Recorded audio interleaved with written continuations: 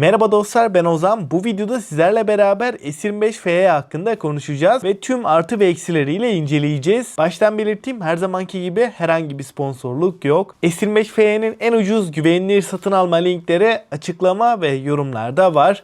Oradan rahatlıkla alabilirsin. Sizce bu tarz incelemeler daha sık gelsin mi? Gelsin diyorsan alt taraftan beğenip abone olup zili açmayı unutma. Serinin devamı tamamen size bağlı. İlk olarak fiyatlarla başlayalım. S25 FE'yi şu anda 8 GB RAM, 256 GB depolamayla 33.000 bandında rahatlıkla alabiliyoruz. Bu fiyat almak ne kadar mantıklı son bölümde konuşacağız. Şimdi tasarımla başlayalım. Tasarımsal açıdan baktığımızda oldukça sade ve premium bir telefonla beraberiz. Arka kapaktaki sade tasarım ve üçlü kamera modülüyle beraber dengeli bir tasarıma sahip. Kalınlık ve ağırlık kısmında 7.4 mm kalınlık ve 190 gramlık ağırlığı görüyoruz. Arka kapak cam, çerçeveler alüminyum. Elde tutuş hissiyatı olarak da telefonu elinize aldığınızda üst segment premium bir cihaz olduğunu kesinlikle hissettiriyor. Kutu içeriğinden de telefonumuz ve Type-C şarj kablosu dışında başka bir şey çıkmıyor. Ekran tarafında 6.7 inç dinamik AMOLED Full HD Plus bir panelle gelirken 120 Hz tazeleme hızına sahip. Tabii ki HDR10 Plus, Dolby Vision ve DCI-P3 renk uzayının %100'ünü kapsayan, bunun yanında 10 bit renk derinliğiyle beraber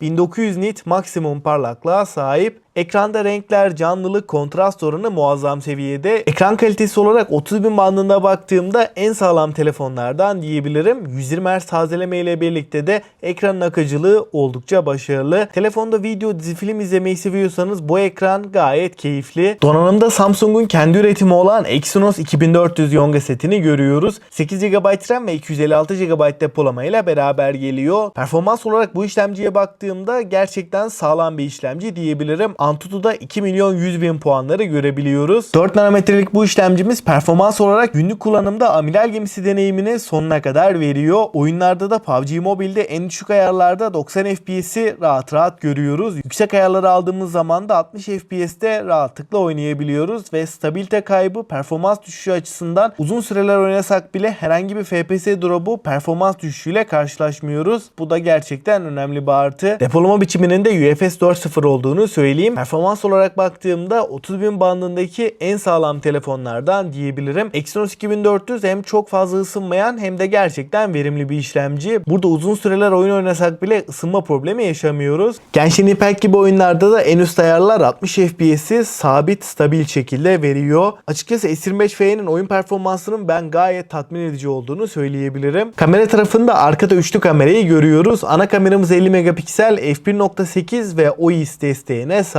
İkinci kamera 12 megapiksel, f2.2 ultra geniş. Üçüncü kamera olarak da 3x optik zoom yapabilen 8 megapiksellik f2.4 telefoto lensi. Ön kamerada da 12 megapiksellik 4K 60 fps çekebilen bir kameramız var. Arka kamerayla da yine 4K 60 fps çekimler yapabiliyoruz. Fotoğraf çekim kalitesi olarak ışığı doğru bir şekilde aldığımız zaman renkler, canlılık ve kontrast oranı gayet dengeli. Fotoğrafların detaylarına indiğimiz zaman da kayıp minimum seviyede diyebilirim. Fotoğraf kalitesi olarak özellikle ana kamera performansını ben gayet beğendim. Ultra geniş açıda yeterli. Telefoto kamera biraz vasat diyebilirim. Video performansı olarak da titreşimleri engelleme, stabilizasyon noktasında 4K 60 FPS'te gayet iyi çekimler yapabiliyoruz. Genel kamera kalitesini değerlendirecek olursam 30.000 bandında kamera için alınabilecek en sağlam telefon diyebilirim. Batarya tarafında 4900 mAh batarya ve 45 Watt hızlı şarj desteğine sahip. Kutu içeriğinden herhangi bir adaptör çıkmıyor. Sıfırdan 100'e ortalama 45 dakikada bu bataryayı doldurabiliyoruz. Batarya performansı olarak gündelik bir kullanımda bir gün rahat rahat götüren bir telefon. Ortalama ekran süresi olarak da 8-10 saatleri rahat rahat görüyoruz. Tamamen oyun odaklı, performans odaklı bir kullanımda da bu süreler 6,5 saat civarında. Açıkçası batarya performansını genel anlamıyla değerlendirirsem S24 FE oranına bariz şekilde geliştirilmiş. Günlük kullanım için de yeterli. Genel bir kullanıcının ihtiyaçlarını rahatlıkla karşılayacak bir batarya. Kablosuz şarj desteğinin olduğunu da söyleyeyim. 15 wattlık bir kablosuz şarjla beraber geliyor. Açıkçası batarya performansının gayet yeterli olduğunu düşünüyorum. Yazılımda da Android 16 ve One UI 8.0 ile gelirken 7 yıl Android, 7 yılda güvenlik güncellemelerini alacak. Arayüzde, menüde, uygulamalar arasında geçerken yazılım deneyimi oldukça kusursuz diyebilirim.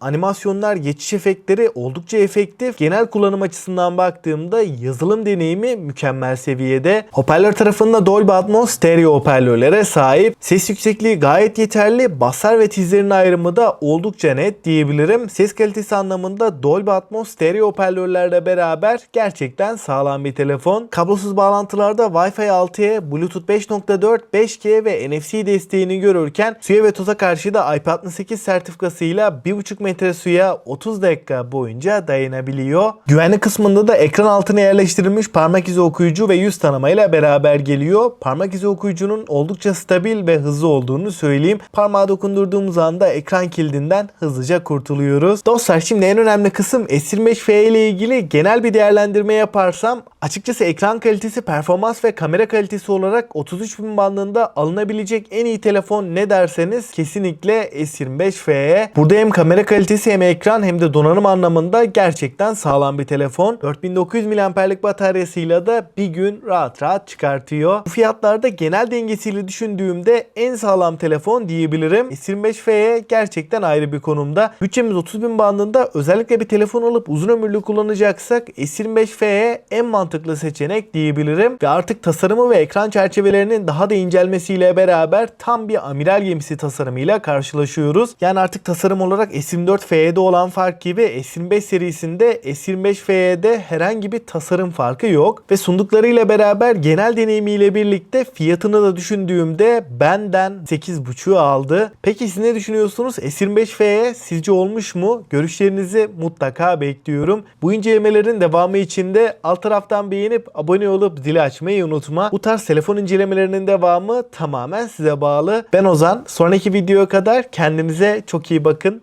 Hoşça kalın.